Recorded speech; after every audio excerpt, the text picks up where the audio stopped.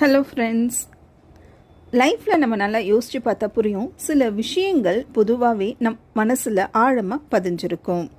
சளி பிடிச்சா Vicks, fever வந்தால் டேப்லெட், போர் அடித்தா ரீல்ஸ், பிரேக்கப் ஆனால் சோகப்பாட்டு, லேசியாக இருந்தால் தூக்கம். ஆனால் நமக்கு எனர்ஜி இல்லாமல் ட்ரெயின் ஆனால் என்ன பண்ணுறது? இன்றைக்கி நம்மளை நாமளே எப்படி சார்ஜ் பண்ணிக்கலாம் அப்படின்ற விஷயம் பற்றி தான் பார்க்க போகிறோம்.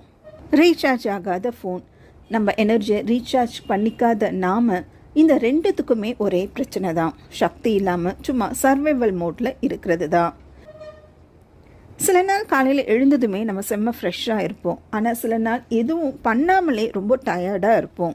ஒரு நாள் முழுக்க வேலை, office pressure, family ஒரிஸ், traffic, tension, இது எல்லாம் சேர்ந்து நம்ம ஃபிசிக்கல் பாடியை மட்டும் இல்லை, நம்ம எனர்ஜி பாடியையும் ட்ரெயின் பண்ணுது. ஃபிசிக்கல் பாடிக்கு நம்ம நல்ல சாப்பாடு கொடுத்து நல்ல ரெஸ்ட் எடுத்தாலுமே ஏதோ நமக்கு எனர்ஜி இல்லாத மாதிரியே நம்ம ஃபீல் பண்ணுவோம். அதான் நல்ல சத்தான சாப்பாடு கொடுத்துருக்கோமே, அப்படி இருந்தும் ஏன் நம்ம எனர்ஜி இல்லாத மாதிரி ஃபீல் பண்ணுறோம்? அப்படின்னா நம்ம உடம்ப கவனிக்கிற மாதிரியே நம்ம எனர்ஜி பாடியையும் கவனிக்கணும் தானே. அதை பற்றி தான் பிராணிக் ஹீலிங்கில் சொல்லியிருக்காங்க. பிராணிக் ஹீலிங்கில் என்ன சொல்கிறாங்க அப்படின்னா, நமக்கு உடம்பு மட்டும் இல்லை, அதை சுற்றி ஒரு எனர்ஜி பாடி இருக்குது அப்படின்னு சொல்கிறாங்க. நமக்கு கோவம் வந்தால், ஸ்ட்ரெஸ் ஆனால், கவலையாக இருந்தால் அந்த எனர்ஜி பாடியிலையும் இம்பேக்ட் ஆகும். வீட்டில் இருக்கிற தூசியை நம்ம க்ளீன் பண்ணுற மாதிரியே அந்த எனர்ஜி பாடியையும் இருக்கிற டர்ட்டி எனர்ஜியும் நம்ம க்ளீன் பண்ணணும் அப்படின்னு பிராணிக் ஹீலிங்கில் சொல்கிறாங்க.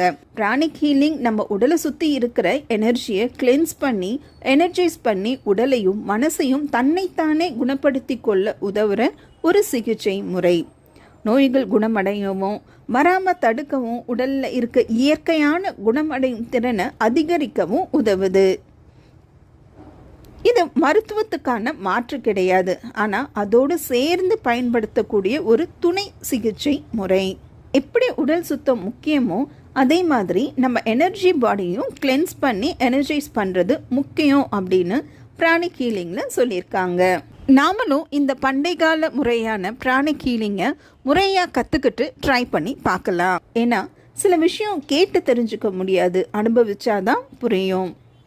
உடம்புக்கு சாப்பாடு, மனசுக்கு சந்தோஷம். எனர்ஜிக்கு பிராணிக் ஹீலிங்.